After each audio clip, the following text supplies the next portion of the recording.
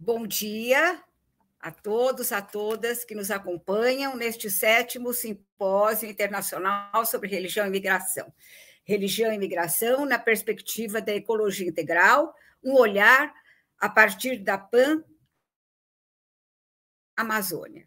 Chegamos hoje ao 3º dia do nosso simpósio, que tem tido apresentações e debates extremamente importantes, e esse simpósio é uma promoção dos programas de pós-graduação em Ciências da Religião e em Ciências Sociais, ambos da Pontifícia Universidade Católica de São Paulo. Também promovem o encontro a Missão Paz, Centro de Estudos Migratórios de São Paulo, o CIMI, que é o Instituto Scalabriniano para a Migração Internacional de Roma, e todos os professores que têm participado desse esforço conjunto agradecem muito a todos que estão nos acompanhando e participando das nossas discussões. O painel de hoje, que é o 3º painel, se intitula Desafios da Ecologia Integral para as Religiões na Pan-Amazônia. Vamos apresentar a questão do pentecostalismo com o professor Dr. Moab César Carvalho Costa, da Universidade Estadual da região tocantiana do Maranhão. E, para falar sobre as religiões indígenas, contaremos com a professora Jean. Eu vou chamar primeiro o professor Moab, tá? E vou apresentá-lo, agradecendo muito a sua presença. O professor Moab é graduado em História pela Universidade Estadual do Maranhão, é mestre em Ciências da Religião pela Pontifícia Universidade Católica de Goiás e é doutor em História pela Universidade do Vale do Rio dos Sinos.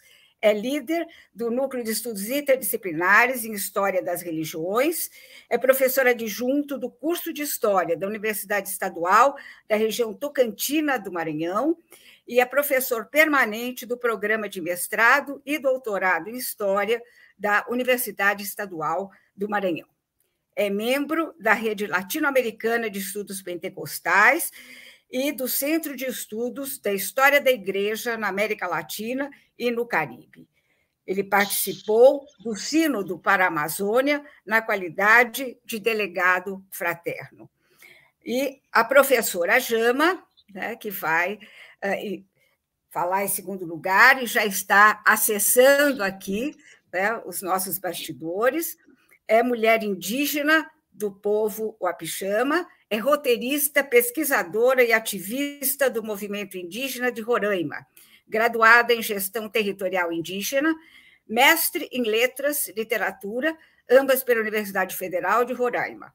Está em processo de admissão para o doutorado na Universidade Americana pelo programa Oportunidade Acadêmica. É coordenadora da REPAM Juventudes de Roraima, voluntária da Escola Comum, um projeto de educação cidadã. É fellow do Instituto FOR em sua função e é mobilizadora da região norte. E sua missão é democratizar os acessos à educação de qualidade para juventudes indígenas e periféricas. Feita essas apresentações e esses currículos breves, né, que apenas indicam para a importância da atividade desses nossos dois palestrantes, eu passo, então, a palavra para o professor Moab, agradecendo muito a sua presença. Professor Moab, muito obrigada e eu lhe passo a palavra. É uma satisfação tê-lo aqui com a gente. Bom dia a todos e a todas. Antes de tudo, eu quero agradecer o generoso convite feito pelo professor Wagner Lopes. Ele é um amigo do CEILA e tem mantido contato conosco para participar desse simpósio ao lado de intelectuais assim de grande envergadura, tanto na academia quanto na militância por um mundo melhor, ecologicamente mais equilibrado e socialmente menos desigual. É uma honra poder participar aqui e trazer minha pequena contribuição para este evento, para este simpósio. Muito obrigado, Wagner. Quero cumprimentar aqui os membros da mesa, a professora Lúcia, que coordena esta mesa, e a nossa colega aqui de painel, aqui a Jama, né? Eu espero que possamos trazer alguns desafios para a reflexão, uma vez que vamos tratar de temas que são extremamente importantes e atuais. O tema que nos é proposto neste painel, os desafios da ecologia integral para as religiões na Amazônia. E aqui eu vou tratar do segmento pentecostal. O segmento pentecostal é um tema que eu considero extremamente importante e tempestivo. Ele é importante em função de todos os ataques que a Casa Comum vem sofrendo, aumentando o desequilíbrio ambiental, de forma que as perspectivas apocalípticas para o fim do mundo deixaram de ser de cima para baixo, ações divinas, e passaram a ser defendidas pelas ações do homem, que vai exaurindo o planeta até que o mesmo entre em colapso. Essa é uma questão muito interessante, porque a gente percebe que nós saímos de um futuro apocalíptico para um futuro prognóstico, quando antes as religiões elas previam o fim do mundo a partir de uma ação do divino, a partir de uma ação de cima para baixo, onde as divindades manifestariam-se, né, e trariam aquela destruição esperada. E aí nós entramos numa era em que nós pensamos no futuro, mas de forma prognóstica. O homem constrói o seu futuro, o homem estabelece aquilo que vai ocorrer. Dessa compreensão, o homem não tem tido um cuidado muito grande com a casa comum e tem feito coisas, né, tem agido de forma tal que vai substituindo a divindade. Esse Deus que traz o Apocalipse, ele é o próprio homem, que pela força, pelo poder que tem, vai exaurindo as suas forças e a destruindo. O tema também é extremamente tempestivo, uma vez que envolve uma discussão em função do pentecostalismo. O pentecostalismo, nas últimas décadas, alcançou um número de membros assim extraordinário. E, por consequência disso, você tem um aumento significativo da influência deles sobre a população. Então, por que é importante discutir o pentecostalismo aqui? É importante, seja em números de membros, por consequência, pela manutenção e redução de sua capacidade de projetar valores no universo de seus membros. Esse é um fato que precisa ser pensado com muita tranquilidade, porque você tem aqui alguns prismas que precisam ser observados. Ou seja, ele cresce, ele se expande, ele alcança números assim enormes, perde, de certa forma, a influência que tinha de construir no imaginário determinadas cosmovisões, mas, ao mesmo tempo, ele consegue projetar, né, determinados valores que serão fundamentais para que a gente possa compreender de que maneira esses pentecostais, ou os pentecostais desse segmento, vai se envolver num projeto em defesa da casa comum. Outro elemento que é importante nessa discussão é a recente conquista de influência que o pentecostalismo alcançou no campo político. Não só o pentecostalismo, mas todos os evangélicos. Aí é um grande guarda-chuva, que entra protestantes históricos, entram pentecostais, neopentecostais, e ainda tem um segmento que eu começo a pensar nele, que chama os não denominacionais. São comunidades que não querem ser católicos, não querem ser protestantes, não querem ser pentecostais ou neopentecostais, e que vivem a sua pentecostalidade e não se importam muito com o que os outros falam, mas eles guiam os seus próprios caminhos. São estudos recentes que mostram que esse fenômeno já se faz presente no Brasil, igrejas não denominacionais. Uma outra coisa que é importante é o papel social do pentecostalismo, que tem sido negligenciado por jornalistas, formadores de opinião e intelectuais, uma vez que, e muito além disso, o crescimento do cristianismo evangélico, quando a gente fala cristianismo evangélico, a gente pega pentecostais e protestantes, em todos os sentidos, né? No Brasil, tem menos a ver com pastores oportunistas e carismáticos e mais com a capacidade das igrejas para projetar as condições de vida, melhores condições de vida dos mais pobres e necessitados. É importante lembrar aqui que, na sua trajetória, o pentecostalismo ele avançou entre mulheres, pretos, pardos, pobres e periféricos. E, apesar de toda a influência positiva que o pentecostalismo promove na sociedade, as notícias associadas a ele são de pautas puramente negativas. Valorizando quem? Trazendo à tela quem? Pastores oportunistas, carismáticos, né? Escândalos, mas não trazem a importância e a influência positiva que eles trazem. Recentemente, Juliana Spy publicou O Povo de Deus, que faz uma discussão muito, muito séria a respeito disso e traz à tona alguns aspectos dessa discussão.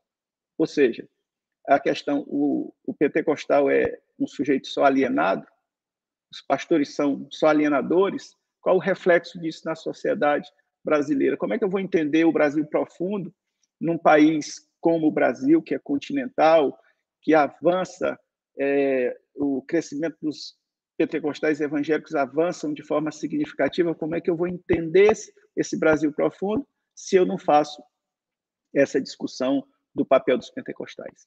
Enfim, em nenhuma questão, essa é a minha opinião, que envolva o conjunto da sociedade brasileira, os pentecostais podem ser ignorados ou deixados de lado.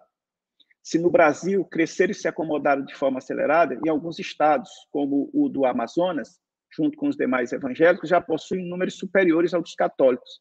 E o IBGE projeta, olha só, para 2030, o cruzamento das linhas em todo o Brasil, colocando o segmento evangélico, em termos absolutos, maior que o católico. Ou seja, o Brasil passa de um país católico nos anos 40, quando tinha 96% da população que se declarava católico, para um número inferior a 32% em 2030. Essa é a previsão. E a estatística ela pode não ser totalmente precisa, mas ela se aproxima muito nas suas previsões. Então fica a pergunta, como ignorar um segmento que cresce dessa maneira, né? Como evidenciar somente as pautas negativas? Como jogar para debaixo do tapete, a grande contribuição que eles trazem à sociedade brasileira? De acordo com a Pew Research Center, são mais de 600 milhões os adeptos do pentecostalismo no mundo. E esse número continua crescendo. Então, daí é que eu coloco nessa pequena introdução a importância do segmento pentecostal no Brasil, né, nas mudanças e nas transformações da sociedade, por meio de sua influência, porque ele estrutura e é estruturado pela sociedade.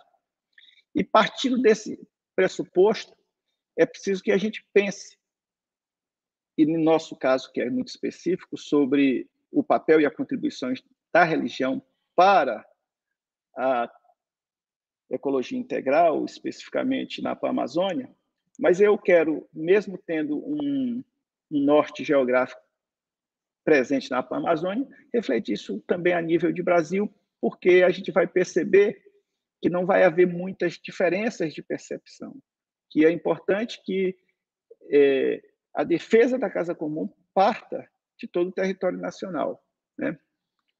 Então, feitas essas considerações iniciais, eu tenho muito mais perguntas para fazer do que respostas a oferecer. E nós, da academia, sabemos que quando nós elaboramos um conjunto de questões, aquela famosa problematização, e essa se tornando uma problematização bem feita, bem organizada, bem estabelecida, ela acaba nos ajudando bastante na trajetória, na caminhada, porque vai nos fazer pensar, e essa forma e pensar o melhor caminho para buscar soluções. Então, vamos lá, essas minhas questões. O que pensam os pentecostais brasileiros sobre as questões ecológicas e como agem em relação ao que pensam? 2. Como agem os grandes líderes das igrejas pentecostais brasileiras? Possuem eles influência ao ponto de podermos afirmar que, em virtude de sua conduta, os milhões de membros das igrejas sejam avessos às questões ecológicas? Porque aí parte de um preconceito geral, olhado de cima para baixo, da academia, dos jornalistas, da grande imprensa, que os pentecostais são avessos às questões ecológicas. E a gente vai perceber que não é bem isso que acontece. Outra questão, e essa eu vou partir de algumas reflexões, principalmente do Renan William, que é um sociólogo da USP, que por 2 oportunidades eu pude ver e ouvir o seu trabalho. Uma delas foi em um encontro da RELEP, que é a Rede Latino-Americana de Estudos Pentecostais, que ele fala dos impasses na consciência ecológica entre os pentecostais. E quais são esses impasses? Há impasses. De que maneira esses impasses são colocados? Eles funcionam mesmo como impasses ou eles apenas compõem um conjunto de questões que ajudam a criar um preconceito sobre os membros do pentecostalismo em relação às questões ecológicas? Mais à frente, um pouquinho, eu vou detalhar um pouco mais isso. Quarta questão, o que pesa nas decisões tomadas por um político pentecostal diante das pautas ecológicas do Congresso Nacional, né? você lá tem dois segmentos. Você tem a frente parlamentar evangélica e tem a bancada evangélica. Na frente parlamentar evangélica, você tem gente que não é evangélica, você tem católico, você tem pessoas de outros segmentos, mas que se associam a esse conjunto, uma vez que o discurso é atrativo a um segmento que cresce de forma exponencial e que vai ajudá-los assim a legitimar um discurso para a manutenção da sua posição política, né? Então, o que pesa nas decisões tomadas por um político pentecostal diante das pautas ecológicas no Congresso Nacional? Isso tem impacto na Amazônia, impacto no Cerrado, tem impacto na Caatinga, tem impacto em todo lugar. Quais são esses? A bancada do boi, a pressão da bancada do boi, a pressão do agronegócio, ou o que pensam os fiéis de sua igreja? Será que aquilo que pensam os fiéis de sua igreja em relação às questões ambientais tem alguma importância ou significado, ou pesa em algum sentido nessa balança do parlamentar evangélico na hora de ele votar uma PL, né, relacionada às questões ambientais? Eu, particularmente, penso que não, mas a gente vê isso mais à frente, talvez no debate, porque o tempo de exposição tem seus limites. Olha, em matéria publicada pela Carta Capital recentemente, ela mostra que a maioria dos deputados da Frente Parlamentar Evangélica apoiam pautas antiambientais. Levantamento da agência pública mostra que a maior parte dos parlamentares foi favorável às PLs da morte, que são todas elas apontadas como ameaças ao meio ambiente e aos povos tradicionais, né? E também aos povos originários, né? Outra questão, uma reflexão sobre os desafios da ecologia integral entre os pentecostais na Amazônia é diferente dos que vivem em outras regiões do país, especialmente nas regiões sul e sudeste. São distintos esses desafios? Pensando na perspectiva geográfica, há diferenças significativas em relação ao meio ambiente entre os pentecostais ribeirinhos e das comunidades tradicionais na Amazônia e os católicos ali estabelecidos? Não sofrem eles as mesmas arguras? Não são vítimas da exploração? Não são vítimas também do veneno dos garimpos? Não são vítimas da grilagem? Não são eles vítimas da violência? Ou há uma distinção entre esses são católicos, esses são evangélicos e pentecostais? Não há. Não há distinção se você for pensar nesses pentecostais, nesses ribeirinhos que são adeptos. E a gente vai perceber depois que a Amazônia, ela, por conta dos fluxos migratórios, ela vai receber assim um contingente muito grande de pessoas adeptas ao pentecostalismo. E nós vamos falar rapidamente disso mais na frente. O que espera sentir e receber, ou melhor, qual a expectativa de um pentecostal quando se dirige aos cultos ou a outros eventos da igreja, tanto na Amazônia ou nos centros urbanos das regiões mais desenvolvidas no país, né? Uma das questões que se levanta aí é dizer o seguinte: eu nunca ouvi um pastor, seja ele de qualquer denominação evangélica, durante o púlpito, né, se levantar em defesa da ecologia, em defesa da agricultura familiar, em defesa dos povos ribeirinhos, etc. Tal. Aí fica a pergunta: qual é a expectativa do pentecostal que vai a essas igrejas? Ou mesmo qual é a expectativa de um católico que vai a uma missa, né? Que participa de uma novena, que participa desses grupos de carismas, né? Que tanto tem crescido no Brasil, né? Então, são muitas perguntas, são muitas questões que cabem na reflexão para que a gente possa encontrar melhores caminhos. O pentecostalismo brasileiro, agora vamos tratar um pouquinho da Amazônia, foi implantado e floresceu na Amazônia. Primeiro no estado do Pará, depois no estado do Amazonas. Trilhou inúmeras veredas, implantou núcleos nos mais distintos rincões e nas margens dos rios mais distantes. Cresceu exponencialmente. Da Amazônia para todo o Brasil, tendo como catalisador, em primeiro lugar, os processos migratórios. Como surgiu no Pará, em 1910, 11, através dos missionários suecos Gunnar Wingre e Daniel Berg, que implantaram as Assembleias de Deus, o Pará, naquela época em que ainda se vivia a Bela Époque, recebeu milhares de imigrantes saídos do Nordeste, que foram para lá em busca de melhores condições de vida.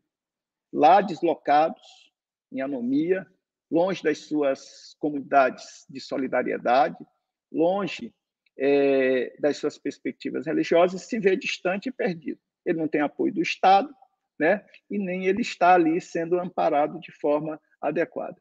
Então, ele encontra ali o pentecostalismo. Então, o pentecostalismo vai crescer exatamente entre esses nordestinos, né? Que são pretos, são pobres, né?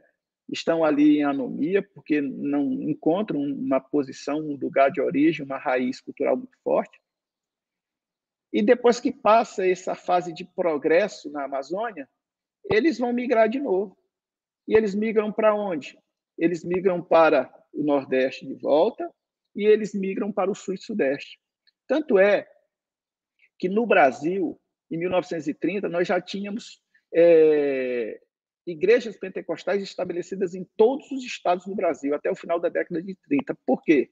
Porque não foram fundadas, em princípio, por missionários, mas foram fundadas por famílias. As pessoas passavam pela conversão ecológica na Amazônia, no Pará ou Manaus, saíam de lá e voltavam para o Nordeste, depois ou para o Sul e Sudeste, nesses fluxos migratórios existentes todos, e ali eles iniciavam pequenos núcleos nos lares. Esses núcleos cresciam, agregavam vizinhos, aí entravam em contato, e só depois vinha um missionário lá de Belém e estabelecia uma igreja. Então, o Cartacho Rulim trata muito bem dessas questões, traz todas essas perspectivas a respeito de como o pentecostalismo cresce, né, no fluxos e refluxos das ondas migratórias do Brasil, né?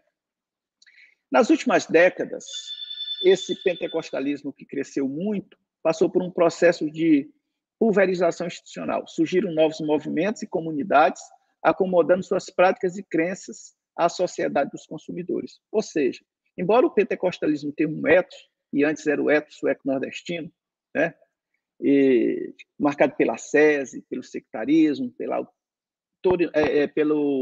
autoritarismo patriarcal, ele moldou parte da sociedade nesse princípio, mas a sociedade também estruturou ele, porque a religião ela é estruturada e é estruturante. E nas últimas décadas passou por um processo de acomodação à sociedade de consumidores. E nessa perspectiva de sociedade dos consumidores, quando se passa e se tem a possibilidade de se consumir, o pobre que vivia numa sese pela impossibilidade de alcançar alguma coisa, se encontra diante do desafio do consumo, abrir mão do consumo. E a gente vai ver que esse é um dos aspectos vamos falar assim, da ecologia integral, quando se pede para repensar a questão do consumo, do descarte e uma série de coisas, né? Então, a gente vai falar hoje não do pentecostalismo, não existe um pentecostalismo, existem pentecostalismos, como bem designou o Gideon Alencar quando ele trata da questão dos assembleanismos. Vamos agora fazer um pequeno link com a perspectiva da ecologia integral, né? E a gente vai conceituar rapidamente. Nós sabemos que ela é oriunda da Laudato Si, né? Do Papa Francisco, ali no número 16, traz alguns aspectos do que é a ecologia integral. A primeira é a convicção de que tudo está estritamente interligado no mundo. Aquela poeira lá do deserto do Saara, ela alimenta determinados micro-organismos no Atlântico, que depois vão alimentar baleias lá na Antártida. Isso, existem inúmeros documentários que a gente pode encontrar que falam dessa coisa da interligação, né?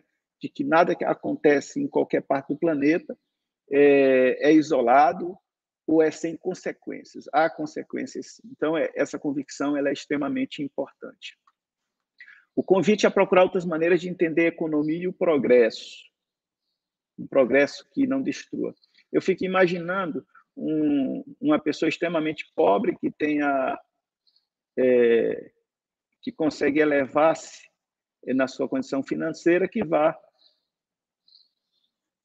pensar antes nisso, né? Que ele precisa sobreviver, né? Então, às vezes, o progresso para ele é a sobrevivência e não melhoria significativa.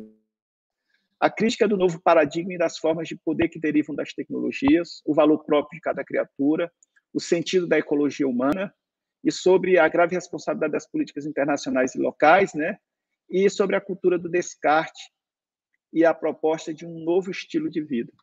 Esses princípios aqui, esses princípios são maravilhosos, né? Eles são importantíssimos, eles regem a perspectiva da ecologia integral.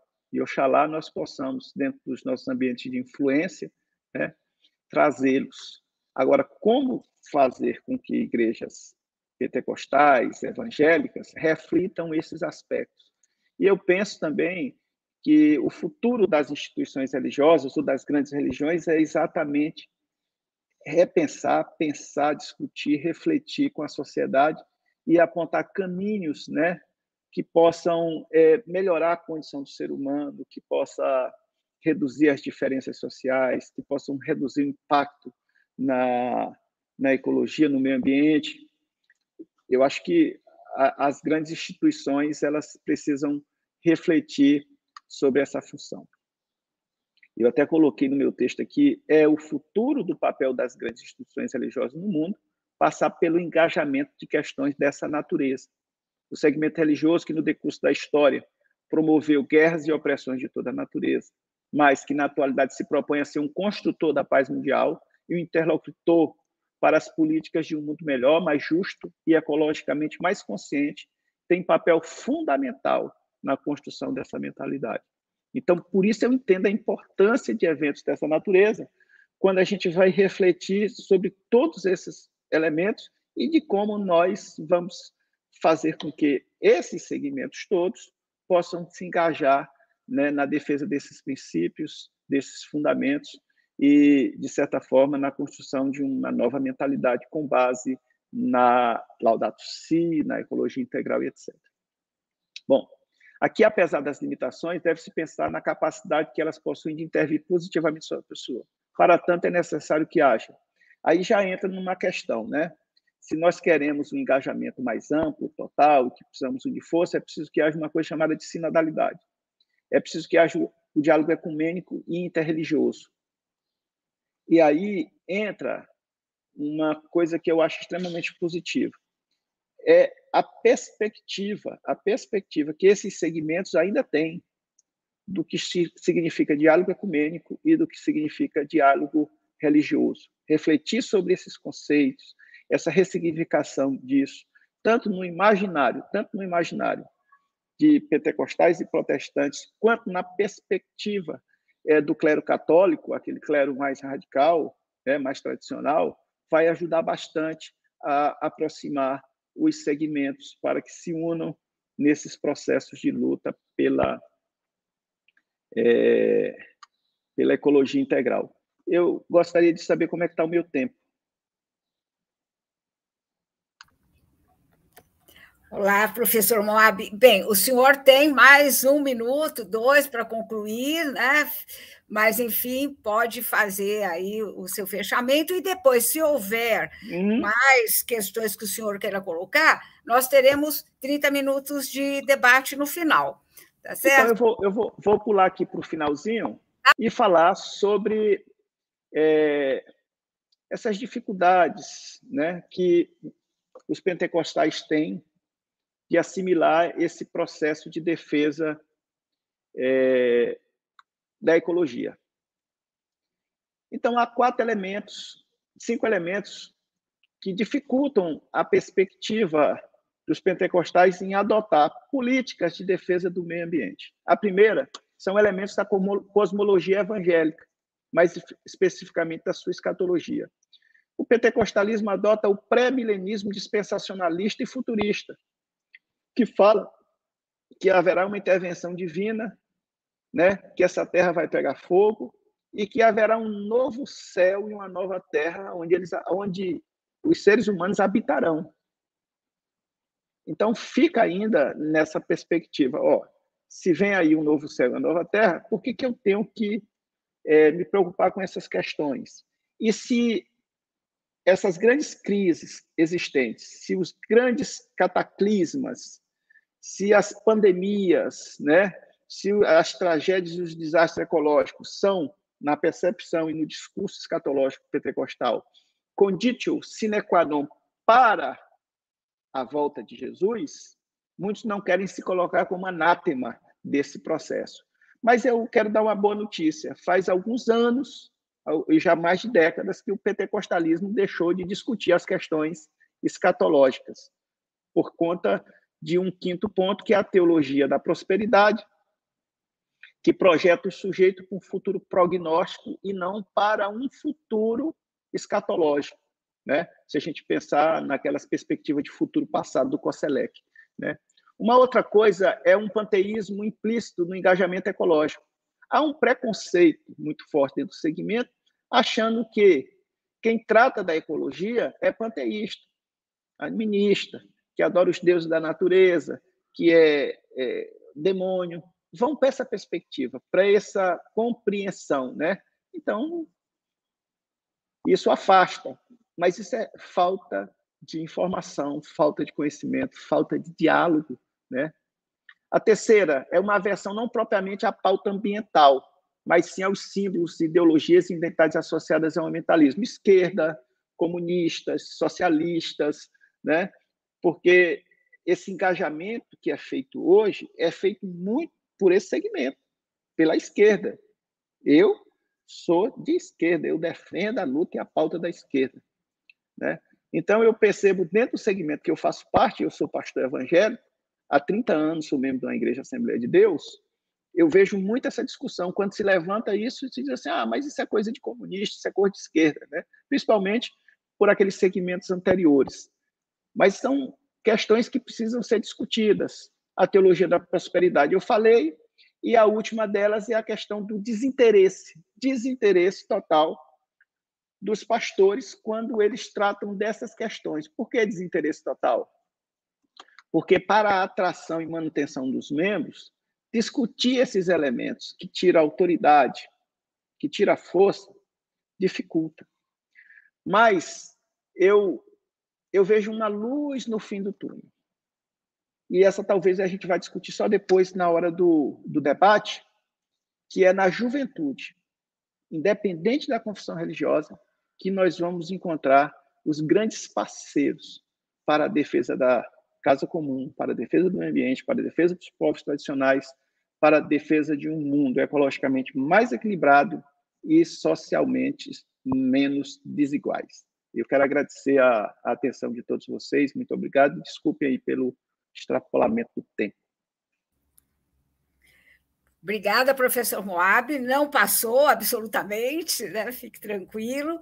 E a sua apresentação, eu acho que complementa muitas das questões que nós já vimos discutindo, né, desde o primeiro dia. E você pontua muito bem, né, a importância do diálogo ecumênico e interreligioso nessa compreensão e nessa atuação do contexto pan-amazônico e, mais do que isso, né, no contexto nacional. Muito obrigada pela sua apresentação, pelos pontos importantes que você foi colocando, e, ao final, nós voltaremos, né, com algumas questões vinculadas também à apresentação da professora Jama. Professora Jama, a senhora está por aí? Estou. Olá, Jama, Wapichana, você está bem? Muito obrigada, viu, pela sua presença, satisfação enorme em te receber aqui no nosso simpósio. E eu já fiz a sua apresentação no início, não é? Mas eu vou retomar, inclusive para aqueles que entraram há pouco, né?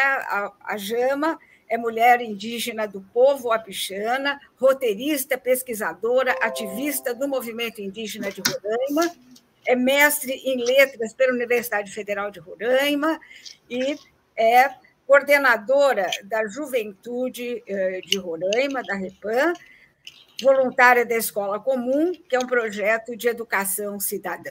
Pontuei alguns aspectos aí do seu currículo, né, e da sua atividade aí importante, e eu passo, então, a palavra para você, Você tem cerca de 30 minutos, tá certo? E, mais uma vez, em nome da organização do nosso evento, eu agradeço a sua presença. Com a palavra, então, Jama.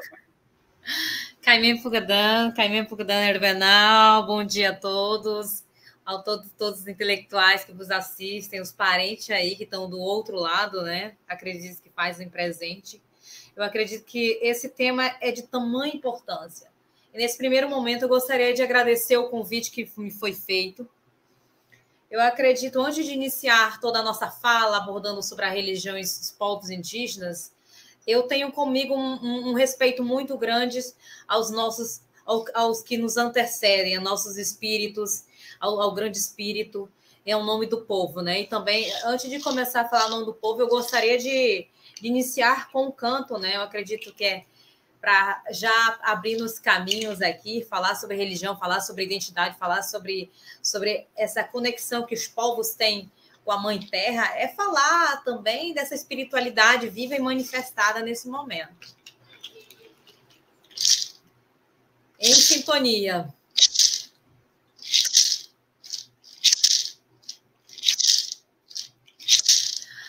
Aizikamu, tuminkartumi, Waknaikyani, tikimanawan, Aizikamu, tuminkartumi, Waknaikyani, tikimanawan, Aizikamu,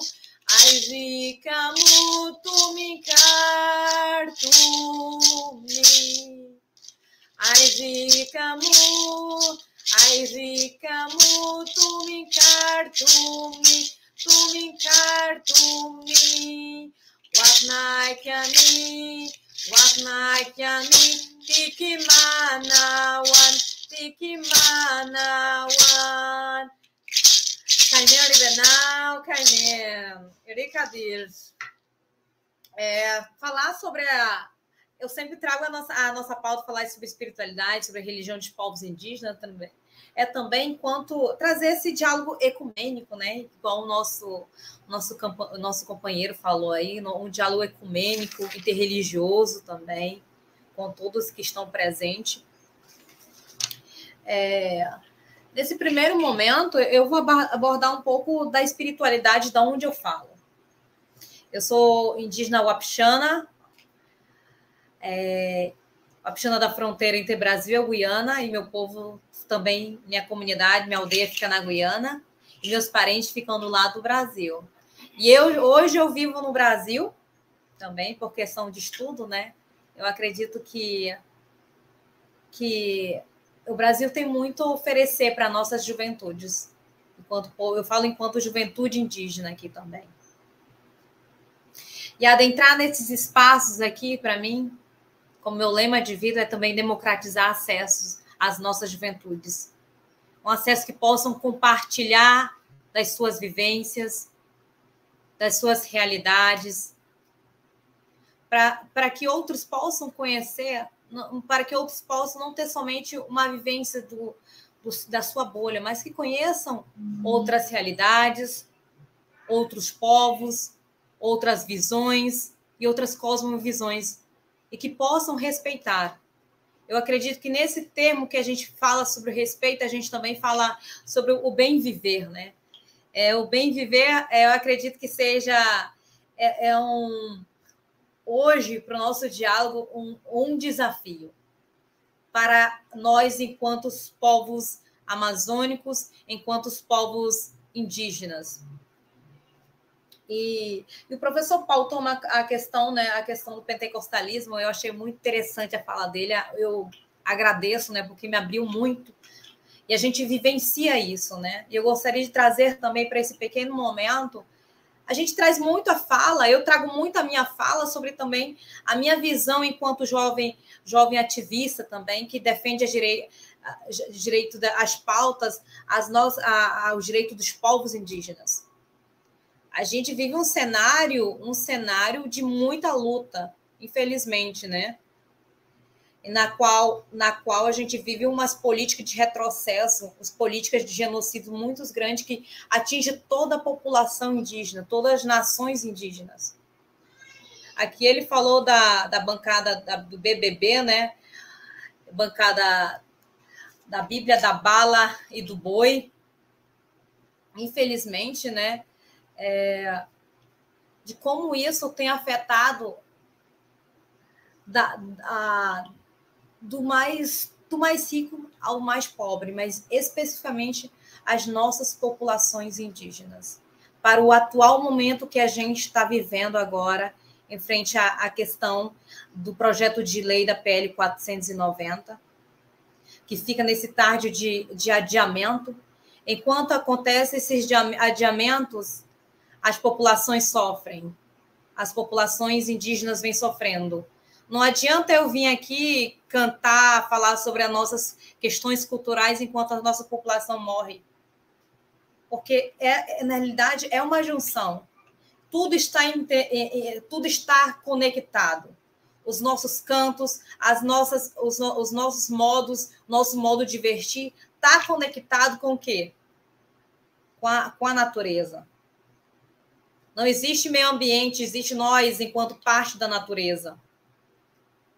Enquanto nós não nos atentarmos para isso, eu falo enquanto população geral, enquanto cidadão, enquanto nós não atentarmos para a questão da natureza, do respeito à natureza, eu acredito que nós, enquanto população em geral, temos que estar sempre atentos a essas políticas de retrocesso, que atingem não somente aos povos indígenas, mas toda a terra. Porque é o olhar que o professor também trago para pontuar aqui, quem vai destruir a terra é o próprio homem, com a sua cobiça, com seu coração cheio de querer mais. Enquanto isso, os nossos pajés, nossos xamãs, eles seguram a terra, né? É pensar nesse mundo, nesses pensamentos. O pensamento indígena, ele é um pensamento muito cíclico. Espero que vocês possam entender, né? Que nada tá separado, nada tá em uma caixinha. Ele está sempre conectado. Tudo está em conexões. Se atinge lá na base, atinge lá na frente, atinge aqui. Como as mudanças climáticas têm atingido drasticamente as vivências das populações indígenas, no modo de pensar, no modo de agir também. Um exemplo, o povo Krenak ali de Minas, pela destruição feita a Vale ao seu Rio Doce. Tem 5 anos que essa população vem sofrendo. E eu ouvi esse ano de um certo parente que falou que o espírito desse povo clama.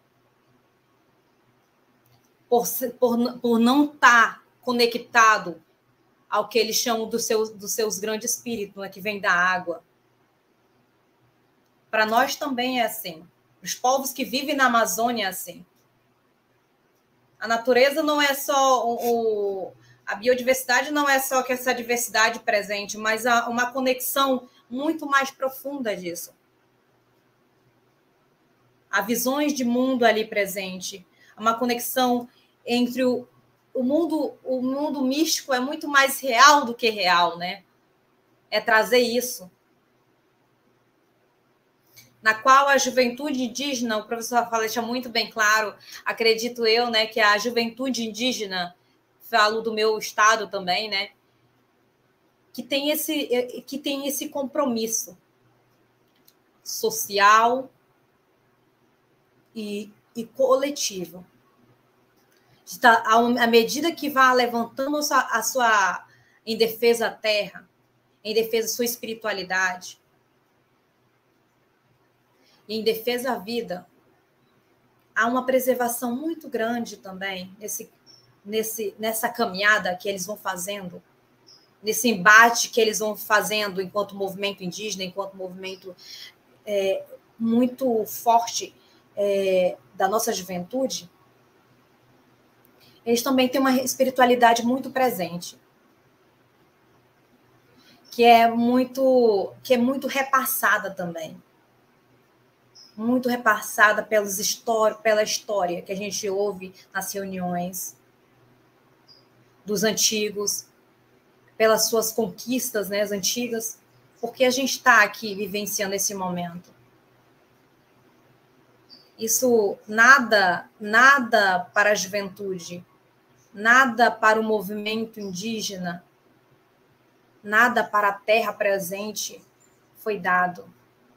Tudo foi um processo de conquista, tudo foi um processo de... A terra foi regada a sangue. A terra é regada a sangue todos os anos que passam. Eu acho que, penso eu, que muito mais do que tempos antigos, mas hoje a gente vive um genocídio muito, muito forte no Brasil, aos povos indígenas. Esses parentes indígenas de todo o Brasil. Todos os dias os povos regam em defesa de suas terras com seus próprios sangue, defendendo seus territórios. Não é somente o território, é uma conexão viva, né? É uma espiritualidade muito viva e presente. Essa cosmovisão é muito, muito distinta entre vários outros povos, mas possui um olhar muito coletivo, que é defender ela. Ela quem cuida, ela quem protege. Mas, infelizmente, a gente vive intensos retrocessos e direitos que dá garantia à nossa terra, nós estamos perdendo, né? Mas falar igual os parentes mesmo, o povo indígena ele é muito teimoso, né? Ele vai continuar nessa luta, e eu acho que é uma luta contínua, é muito contínua. Eu acredito que falar sobre as religiões presentes não é romantizando essa resistência. O povo indígena, ele não é um povo romântico, mas na realidade ele é um povo muito amoroso e muita coragem que eles trazem consigo. Muita coragem. Em relação a isso, eu posso também trazer a questão da própria sinodalidade, né, do sínodo, essa chamada que a Igreja Católica faz aos povos da Amazônia. Poder ouvir. Isso é chamar para comer junto, também partilhar das suas lutas. Acredito que a gente vive esse grande chamamento, né, de sentarmos junto, a sociedade civil, esses cantos do mundo, sentar junto e ouvir o que está acontecendo com esses povos. É uma maneira também de acolher e de entender o outro lado. E como poder ajudar o outro lado.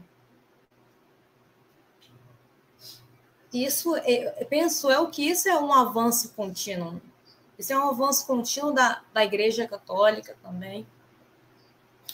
E eu acredito que tudo de fato, né? Tudo é conectado. Tudo é conectado. Tudo é conectado e parte de nós. Eu falo enquanto indígena, enquanto jovem, mas para todas as outras sociedades. Democratizar, dar visibilidade às nossas lutas com esse olhar muito amoroso e muito, muito de coragem, né? Mostrar também que a luta para manter essas espiritualidades vivas depende muito também do externo. Depende muito do externo. Das pessoas que estão internas. De como os intelectuais da academia podem ter influência na vida da sociedade. Que essa sociedade entenda de como os povos indígenas são importantes também para esse cenário do bem viver no país chamado Brasil. É a gente retornar a esse processo da tomada do chão, sabe? A tomada do chão é pisar no chão, quebrar o concreto dos nossos corações também. Esse que é o grande desafio. O grande desafio que a gente vive a todos os dias, né? É empatia aos povos, é lutar junto com os povos, é estar entendendo todos os cenários, é apoiar. E a gente vive um cenário muito... Já vou não pulando para o outro lado, eu acredito que é na mesma linha. A gente vive um cenário de decisões, especificamente hoje no Brasil. Como representante da bancada, da bala, do boi, da Bíblia, interfere lá nas nossas bases, né? A gente vive um cenário esse ano de eleição, em que muitos já estão entrando nas nossas comunidades indígenas também, levando a mensagem da paz. Ao mesmo tempo que falam sobre a paz, destroem os povos, cobiçam seus territórios, cobiçam o que existe na terra. E é muito complexo isso, né? E é muito complexo. E o povo, eu acredito, nós, enquanto povos indígenas, com um olhar coletivo, a gente sabe de onde vem e para onde vai. Eu acredito que esse é o verdadeiro comunismo ainda presente, de fato. O verdadeiro comunismo dos povos indígenas ainda presente. E nesse caminho, não sei nem como é que está meu horário. Alguém? Olá, você tem mais 10 minutos. Mais 10 minutos. Tranquilo. Sim. Muito obrigada. E nesse caminho, né, a gente chama todos para esse olhar coletivo. Refriso mais uma vez, não adianta você achar a cultura dos povos bonita, as danças bonitas, as pinturas, as roupas, os trajes, as literaturas sem a gente entender. A gente só defende do que a gente entende, a gente abraça. A partir desse momento que existe um entendimento, você passa a realmente abraçar a luta dos povos minoritários, né? Os povos minoritários. E mostrar que essa luta é uma luta muito coletiva e muito, muito pessoal nossa também. É sobre a ecologia integral. É sobre o bem-estar da casa comum, o bem comum, o bem viver na casa comum. Eu acredito que não espero estar pulando longe, né, dos nossos assuntos, mas isso para mim também é espiritualidade, é religião, essas religiões das várias nações indígenas, né? Das várias nações indígenas que ainda perpetuam ao longo dos tempos. Por mais que o termo desenvolvimento tenha chegado à Amazônia, tenha chegado às comunidades, a civilização tenha adentrado, a identidade, a história, a oralidade é importante para que essas nossas cosmovisões perpetuam ao longo do tempo, para que nossas futuras gerações também possam entender, possam saber de onde a gente vem, se foi da grande cobra, se foi do Macunaíma, se foi do peixe, e também para onde a gente vai. Não existe porque a gente vive um grande conflito religioso, né? Eu gostaria de finalizar aqui, né, 10 minutos, Eu estudei no Instituto em Siquirã, uma das melhores experiências de vida, a minha graduação, Gestão de Territórios Indígenas. É o único, com muita alegria, é o único instituto no Brasil que forma povo indígena, né? É um instituto próprio dos indígenas. Na qual eu percebi, eu criei uma frase muito forte, né? Que o cristianismo, ele atravessa a espiritualidade dos povos indígenas até hoje. E que deixa confuso todas as cabeças ali, né? Porque muitos dos alunos que vêm das comunidades, como o professor já falou, as igrejas estão presentes na Amazônia há muitos anos, né? Também aqui no estado de Roraima, eles chegam muito assim nas universidades. E a universidade é um mundo, né, que você passa a conhecer a nossa identidade regional e também nacional. Não é só identidade, né? É esse sangue derramado. E cria uma certa revolta, né? Tantas mortes que o cristianismo provocou também. Não no cristianismo assim, né?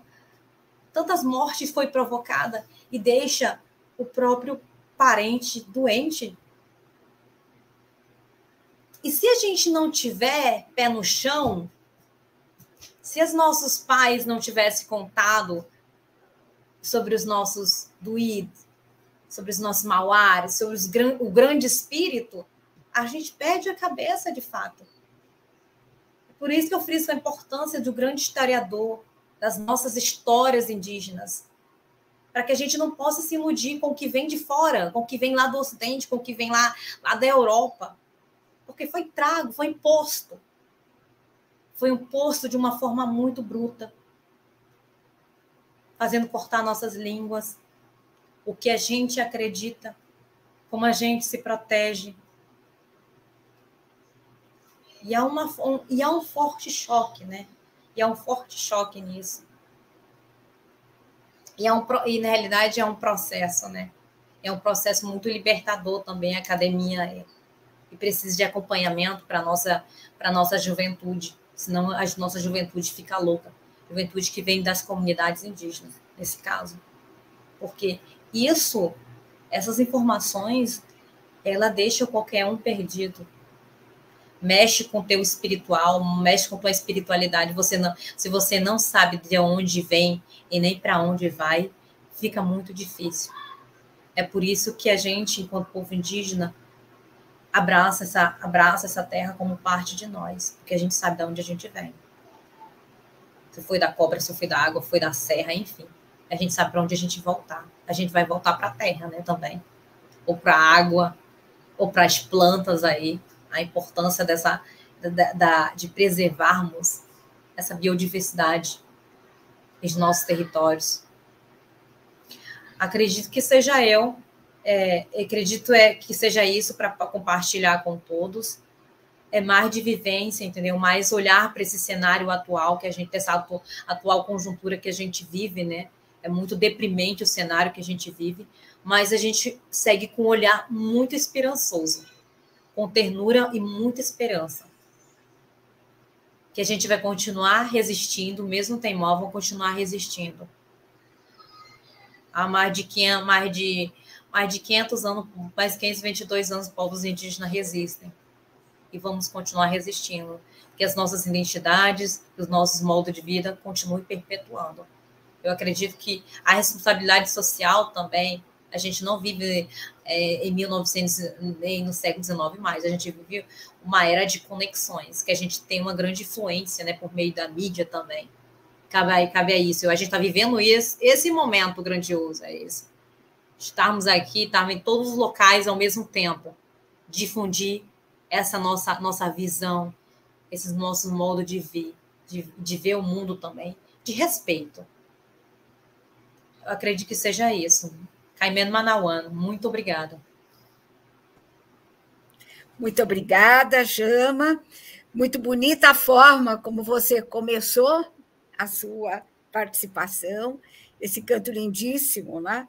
Tentando nos conectar aí, em termos da espiritualidade e da própria cosmovisão, né? dos povos indígenas e que, em termos da proposta de bem viver, eu acho que se aproxima muito da proposta do pentecostalismo, da proposta do catolicismo, enfim, de todas as religiões em termos da sua espiritualidade e da sua proposta de ação. Eu chamaria o professor Moab também para a tela, porque aí a gente já pode começar o nosso diálogo. Olá, Moab. E, enfim, as duas apresentações riquíssimas e sempre na linha de continuidade, de complementação daquilo que a gente vem trabalhando. Essa questão, né, da cosmovisão e da urgência das ações, né, tanto do ponto de vista das populações indígenas, como da população tradicional, que ontem foi colocada muito pelo professor Virgílio, e por todas as associações religiosas, né, sejam elas pentecostais, católicas, e aí, no caso das pentecostais, as várias denominações, enfim, eu acho que nós temos um desafio coletivo muito grande. Esse momento que a gente está vivendo é especialmente desafiador. Todos nós temos acompanhado as notícias do desaparecimento, né, do indigenista Bruno, lá, aqui ainda no jornal de hoje, Bruno Pereira, e do jornalista Dom Philips, batalhadores da causa indígena, das populações ribeirinhas, registrando, né, todas as formas de violência e trazendo realmente, né, uma proposta de luta e tendo as suas vozes silenciadas. Esperamos que sejam encontrados, esperamos que o desfecho, enfim, possa ainda, né, ser um bom desfecho, mas realmente tudo que se vê são atitudes de violência, atitudes de opressão. Né? Quer dizer, todas as ações do neoliberalismo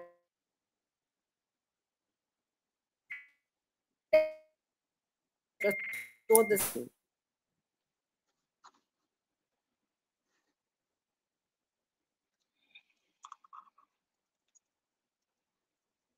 de uma proposta de ação. Tá? Então, nós temos, por enquanto, 3 questões, tá certo? A primeira questão é do Átila Cus, que é o Programa de Ciência da Religião e que nos apoia aí na sessão de hoje, e que faz a pergunta para a Jama, se ela acha que, a partir da mobilidade sinodal que o Papa Francisco faz,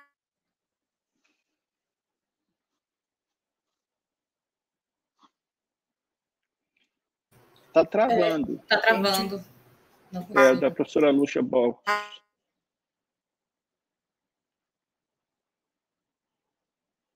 Essa palavra para cada um. Tá.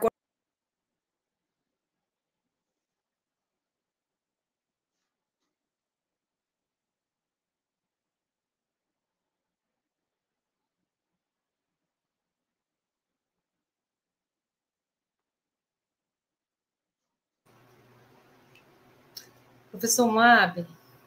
Olá, tudo bom, Jama? Sensação, tudo bem, tudo bem. Prazer conhecê-la. Muito obrigado. Feliz. Muito obrigada pela também. sua fala, viu? Muito obrigado. Com certeza. Olá, boa tarde. Aliás, bom dia a vocês. Dia. Bom dia. Agradeço muito também, em nome da coordenação da organização do simpósio, as exposições de vocês. Acho que a professora Lúcia perdeu a conexão. Eu vou tentar assumir por aqui com a sessão das perguntas com vocês, tá? A primeira pergunta é minha mesma, que eu dirijo para a Jama, né? Você acha que, a partir desta mobilidade sinodal que o Papa Francisco, a partir do Laudato Si, depois da Panamazônia, né, o sínodo de Panamazônia, ele movimentou, né, causou uma mobilidade, a Igreja Católica, ela tenta se conciliar com os povos indígenas e recuperar os danos causados no passado? Essa é a Claro. minha pergunta. Claro, eu vejo isso, sabe? Eu vejo enquanto povo da Amazônia, e a gente que tem acompanhado aqui, enquanto movimento social também, enquanto juventude, a gente tem visto isso. A Igreja Católica está vivendo um processo aqui de muita, eu acredito, de muita luta em conjunto também, sabe? A gente tem a própria ação muito concreta do CIMI também, sabe? Junto aos povos indígenas, que é um exemplo muito bem claro. Essa solidariedade, esse chamado dos povos, assim, em nível mundial, conhecer a ajuda dos povos da Amazônia, da Panamazônia, né? A gente vive aqui nessa fronteira entre a Venezuela, a Guiana e o Brasil. A gente tem muitas lutas similares, a gente se organizar entre si, sabe? Eu acredito que essa é uma fez com que esse chamado fez com que os povos se unissem de fato, sabe? E é um processo que a Igreja Católica, eu acredito, assim, na minha visão, que é um processo muito é um processo contínuo e longo de poder se, como é que fala? Eu acredito, eu uso esse termo de se converter dos atos passados. É um projeto, um processo de longo prazo. E a gente vê, nesse atual momento, quem está fazendo isso, quem tá impactando muito, assim, de uma formação como a anterior, a Igreja Católica fazia, são as igrejas neopentecostais, né? Infelizmente. Muito bom. Átila, eu vou pedir a sua ajuda para você ler as questões. A minha conexão caiu, eu entrei pelo celular e eu não estou tendo acesso aqui ao chat. Se você puder fazer a gentileza de ler as questões, a gente tinha mais duas, não é? Então, você lê... Tem mais três. Tem mais três, ótimo. José Carlos Pereira faz a pergunta. Há uma ruptura entre o modelo de desenvolvimento e uma espiritualidade. Isso fragmenta a cosmovisão dos direitos dos povos e da natureza. É possível ativar espiritualidade e desenvolvimento? Eu acho que essa questão é para o professor, mais para o professor Moab, enfim, de qualquer maneira, depois, se a Jama quiser fazer alguma observação. Então, Moab, com a palavra, eu acho que permite também que você retome alguns pontos que você deixou lá pensando no debate, né? Então, por favor, com a palavra. Pois é, eu pensei, nessa pergunta, eu pensei no Peter Berger. Quando ele desenvolveu em 69 a teoria da secularização, ele fala que o mundo ia abrir mão totalmente da questão espiritual. Haveria quase que um desencantamento do mundo dentro daquela perspectiva maior do Max Weber. Aí ele ganhou milhões de seguidores. Os seguidores, a academia toda acompanhou ele. Aí depois, nos anos 70, lá no final dos anos 70, 80, ele escreveu um artigozinho dizendo que não estava certo, não, que a secularização não era como ele falava, tal. Ele sofreu muita crítica por conta disso. E antes de falecer, acho que foi em 2015, ele publicou Os Novos Altares da Modernidade, em que ele fala, sim, que é possível conviver com a perspectiva religiosa e o desenvolvimento tecnológico. Ele diz o seguinte: eu antes só olhava para Estados Unidos e Europa. E ao observar esses universos, eu pensei no desencantamento do mundo, na secularização mais radical. Mas quando eu comecei a olhar para a América Latina, quando eu comecei a olhar para a África, eu percebi que era possível conviver os dois. Aí ele dá um exemplo que eu acho bacana. Ele diz assim: você imagina que naquela empresa aérea, os Emirates, né, que é de uma nação árabe, de uma nação muçulmana, de uma religião muito forte, os proprietários da empresa, os passageiros e os tripulantes gostariam que o piloto pilotasse religiosamente aquela aeronave. Não. Eles querem que o piloto faça exatamente o quê? Que cumpra aquilo que o desenvolvimento tecnológico da aviação fala, que siga corretamente a técnica, o modelo, a orientação, pouse o avião. Mas o piloto faz isso, mas ele desce do avião e veste a sua roupa e vai para a mesquita adorar lá. Assim acontece na Índia, assim acontece no Brasil. Eu conheço pastores que são pilotos de avião, que comandam aeronaves. Então, eles terminam ali a sua atuação e vão para onde? Vão para as igrejas. Então, eu acho que é possível, sim. Eu vejo que, como entre os povos originários, eles foram muito assimilados, os que estão na fronteira de cá, né? Dentro da sociedade de consumidores, que foram assimilados pelo capitalismo, etc., que é a grande maioria, por conta desse avanço desenfreado aí das fronteiras agrícolas, etc. e tal, eles podem, aqueles que já não possuem outra alternativa, como a própria Jama, né? Que é uma mulher indígena, né? Que vive a sua espiritualidade ancestral, mas está indo aí fazer um doutorado, está indo aí se aperfeiçoar. Então, isso é totalmente possível. Nós podemos, na hora de fazer o que precisa ser feito, fazer com todos os recursos que a ciência nos dá, né? E na hora que a gente vai viver a nossa espiritualidade, na hora que a gente vai ficar sozinho conosco mesmo, na hora que a gente vai pensar o universo numa dimensão muito mais holística, transcendental, aí sim a gente pode trazer tudo de volta. Ela pode preservar os valores da ancestralidade dela tranquilamente, ainda que ela esteja subindo em um foguete da NASA rumo a Marte. Essa é a minha perspectiva. Não sei se respondi, mas é assim que eu penso. Muito bom. Então, e Átila, a outra pergunta, vi que a professora Suzana também colocou uma pergunta na tela. A próxima pergunta é do professor Wagner, que ele pergunta se o pentecostalismo está tão presente na Amazônia, como envolver mais as comunidades pentecostais na luta pela preservação da região? Acho que essa pergunta vai dar para tanto o professor Moab quanto a Jama responderem, né? Exatamente, tudo bem. Jama, você tem a preferência.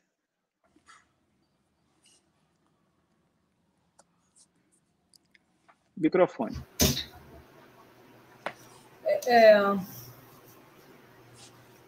Eu acredito que nós já temos muitas instituições, né? A própria MEVA, na questão da Amazônia, trabalhando com os povos. Acredito que muitas instituições religiosas já entram com a saúde. A gente não pode esquecer dessas grandes ONGs vinculadas às igrejas que trabalham com os povos, né? Que é uma forma de acolher também e viver o evangelho de fato, entendeu? De levar saúde para essas populações indígenas. E as pessoas só passam, acredito eu, que as pessoas só passam elas só passam a defender de fato o que elas conhecem. E muitas das vezes está sendo apagado, porque quem lidera essas ações, os pentecostalismos, dentro das comunidades, são as próprias lideranças, né? São as próprias lideranças, não é gente que vem de fora, gente, não é. Entendeu? Pessoas lá, são lideranças que vivem em comunidades. Mas são outras visões que vêm de fora que acabam, entendeu? Que acaba sobrepondo o que já existe. E eu penso nisso. A nossa juventude, o professor falou, a nossa juventude eu acredito, hoje são pessoas decisórias que podem determinar o futuro de amanhã. São conhecimentos repassados a esses conhecimentos de educação cultural de seus povos. A gente não pode deixar de lado isso. Porque eles serão futuros líderes de suas comunidades, líderes religiosos. Isso tem que ser repassado para a nossa juventude. E isso está sendo repassado. Mas nesse tempo de decisões, enquanto digamos assim, enquanto as lideranças religiosas lá em cima da bancada, do BBB, tem um vínculo que afeta diretamente as comunidades. É tipo assim, eu tô vendo o meu próprio parente religioso tá fazendo o que não se prega, entendeu? E eles estão se conhecendo. Eu acredito que todo mundo está vivendo esse momento atual, por mais que seja de política, mas a gente está vendo de retrocesso, todo mundo tá olhando assim como um momento muito provocador para todos. Eu acredito que a nossa juventude indígena ela está atenta a tudo isso. Juventude, eu falo de crianças, totalmente as crianças também, que estão no mesmo caminho. Não sei se respondi a pergunta. Mas assim respondeu, sim, respondeu. Átila, temos a pergunta da Suzana, não sei se mais alguma entrou. Só mais essa. A Suzana está perguntando, a professora Suzana, eu gostaria de ouvir um pouco mais sobre a relação da juventude indígena com o campo religioso. A religião tem engajado os jovens nas causas político-ambientais? Bem, eu acho que a Jana até já começou a responder, vai continuar, e eu acho que o Moab também, né, Moab? Pode falar alguma coisa a esse respeito, né? Então, vamos passar a palavra para a Jana e em seguida para o Moab. Pode falar, Jana. Bom, eu acredito que de forma geral, a nossa juventude que abraça as causas sociais. Aqui eu coordeno uma juventude do MST, da juventude pela universidade. A gente está muito conectado. Acredito que essas redes têm se potencializado no abraçamento de tornar ninguém salta a mão de ninguém. A gente está vivendo isso, entendeu? Então, e as pautas centrais são as pautas ambientais, políticas ambientais. E de forma de atuação, de estratégia, as organizações, as instituições e movimentos juventude estão muito bem atentas a isso, sabe? Enfim, acredito que seja isso. Professor Moab? Bom, eu vou voltar um pouquinho à pergunta do Wagner. Se o pentecostalismo está tão presente na Amazônia, como envolver mais as comunidades pentecostais na luta pela preservação da região? E aí eu faço um link com a pergunta da Suzana Ramos Coutinho, e não vou falar da juventude religiosa, mas vou falar da juventude pentecostal, né? Bom, eu entendo que lá na Amazônia, e eu estou na Amazônia, só que eu estou numa fronteira da Amazônia, que é aqui a região sudoeste do Maranhão, chamado de Portal da Amazônia, etc., Amazônia Oriental e tudo mais, né? Eu acho que as instituições religiosas, elas dificilmente, do ramo pentecostal, elas vão se unir num projeto pela defesa das questões ecológicas, dos povos originários, etc. Mas eu entendo que, nesse primeiro momento, isso ocorre de uma forma, vamos dizer assim, paralela. A juventude pentecostal, a juventude evangélica, ela não pensa da mesma maneira que os líderes e ela não pensa da mesma maneira que o conjunto geral dos evangélicos. Eu tenho pesquisa sobre isso.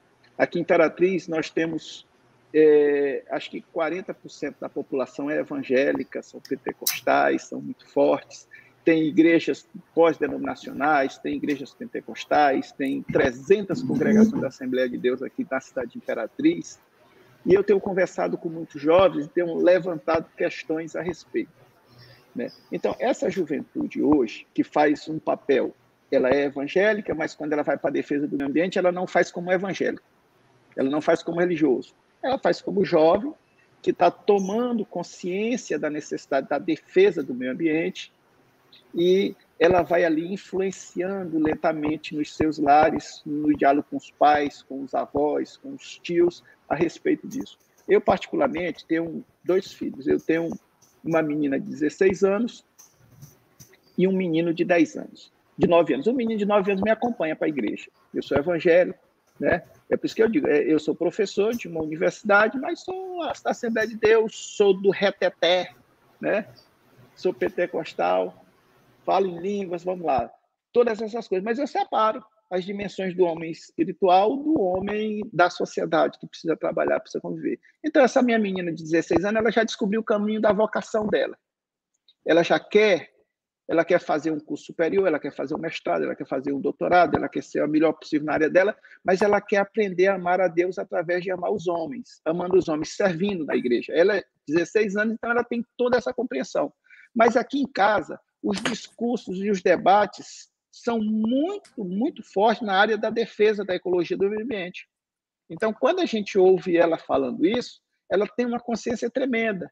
Ela é co-líder de um grupo de 20 e poucas meninas da idade dela. E eles fazem essas discussões, mas não fazem como religiosos. O meu menino tem 9 anos, ele não tem definição religiosa, mas ele vai para a igreja comigo. Mas ele já defende o meio ambiente de uma maneira tal que ele não deixa gastar uma coisa, ele fala do canudinho, quando ele recebe o canudinho lá na lanchonete, ele reclama, canudinho de plástico ainda, vocês entregam? Tem 9 anos.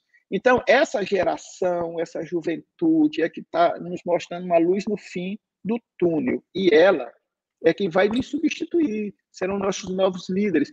Eu espero que haja tempo suficiente para isso, porque esses caciques, esses caudilhos, esses coronéis da religião no Brasil, eles estão aí nos colocando em situações muito difíceis, mas eles não representam essas pessoas quando elas pensam enquanto cidadãos, enquanto pessoas, né? Então, eu fico nessa perspectiva. Outra coisa, eu acho que, apesar de todos os avanços que a gente tem tido, eu participei do Sínodo, tive a experiência do Sínodo, foi maravilhosa, foi transformadora, tive vários diálogos com o Papa Francisco. Eu acho muito interessante, eu acho muito bom, acho vantajoso. Mas a mesma perspectiva que eu tenho da Igreja Católica, que eu tenho dos evangélicos nesse processo, é que ainda é uma mentalidade colonizadora. É colonizadora por quê? Porque tanto o católico quanto o evangélico quer ir para a aldeia e quer mudar a cosmovisão. Não pense que quando se diz assim, nós vamos pegar os valores, valorizar a cosmovisão indígena e ressignificar dentro da perspectiva do evangélico, isso é colonialismo, né? Isso é colonialismo. Então, desse ponto de vista, é colonialismo. Isso acontece em toda e qualquer religião por conta do quê? Da perspectiva proselitista. Não há nenhum religioso que pense que aquilo que ele está fazendo enquanto religioso ou como líder religioso seja errado. Ele acha que ele fez a melhor escolha. Aí a perspectiva de pulso é qual? É que a minha melhor escolha também seja do outro, né? Então, vai aí por esse caminho, mas eu acho que, como as fronteiras estão se alargando, como a perspectiva está vindo, o que eu diria se eu pudesse falar para jovens de comunidade indígena? Vão estudar. Vocês precisam sair da aldeia nesse momento para estudar, para formar cientistas sociais, para formar uma classe política para ser eleita, ir lá para o Congresso Nacional, para defender seus direitos, iguais as mulheres estão defendendo, as comunidades LGBT estão defendendo, entendeu? Porque no Brasil, das muitas leis, a aplicação dela não é uma realidade. Você tem que lutar para que um direito adquirido seja posto em prática.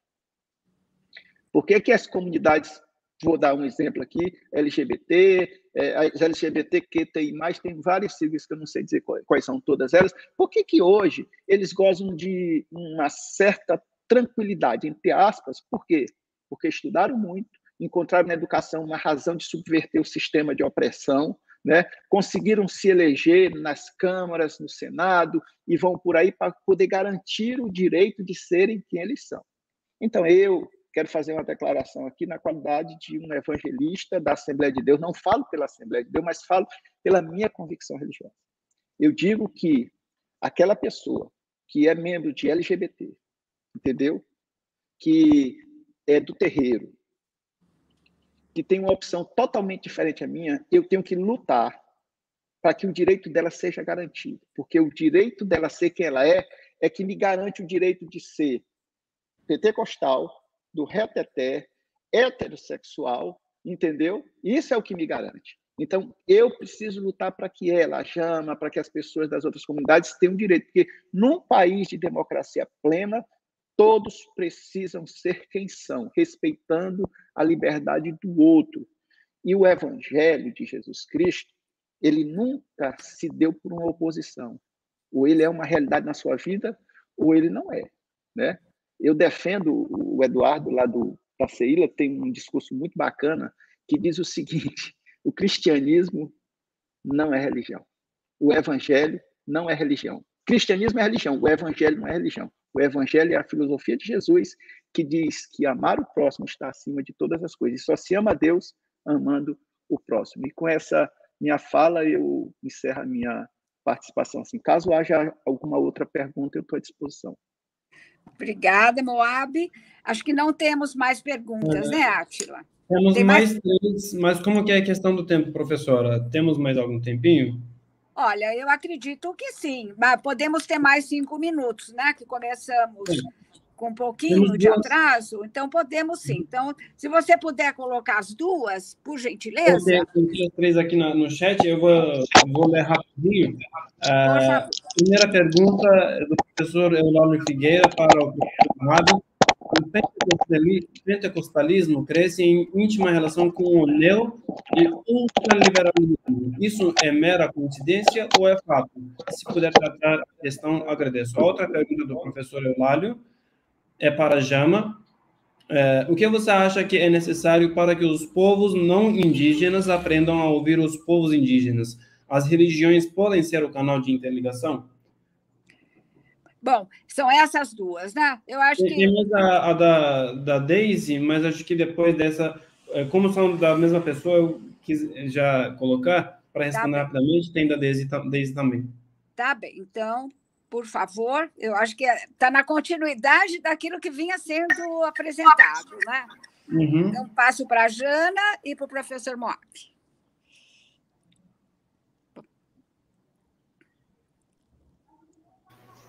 Bom, acredito que a ciência nos possibilita a ouvir muito, né? Principalmente a era tecnológica que a gente vive hoje. A gente está num canal de difusão de mensagem. E para a nossa juventude total, para todos no Brasil e no mundo, né? Todas as formas de opressão estão sendo noticiadas nas mídias. Não tem como você ficar... Não tem como um brasileiro ser negligente, não ouvir falar dos povos indígenas. Infelizmente. Não tem como. Nós vivemos a era da mídia, entendeu? Conhecer por ali também é um dos canais. Isso é aprender a ouvir também. E é claro que a religião pode ser um canal de interligação de fato. É simples. Muito bem. Professor Moab? Então, eu vou responder a pergunta da Eulália e depois da Daisy, bem rapidamente. Eulálio. Você já viu a da Daisy? Eulália, desculpa. Você viu a da Daisy na tela? A da Daisy é polêmica. Né? Não tem. Pentecostalismo cresce em íntima relação com o neo ou ultrapentecostalismo. Essas denominações são confusas. Professor Moab, estou corrigindo, eu copiei e colei direto, desculpe. É neo e ultraliberalismo, em vez de pentecostalismo. Ultraliberalismo. Não, eu acho que não é o pentecostalismo. Eu acho que são as pessoas. Né? É claro que você tem uma influência forte da teologia da prosperidade, nesse momento, que diz que o futuro não é mais apocalíptico, que você tem que construir, consumir o melhor da terra, etc. Mas isso não é exclusivo do pentecostalismo, é exclusivo do ser humano, do cidadão, né? Então, não é mera coincidência, não, é o desenvolvimento natural da sociedade. Todas as religiões estão em constante movimento. Lá no Concílio Vaticano II, é uma igreja que está em transformação, vai se transformando, vai se modificando. Todas as religiões estão em forte, vamos dizer, processo de acomodação. O Stuart Hall diz muito isso. Quando você discute identidade, você tem que discutir ou de forma essencial ou não essencial.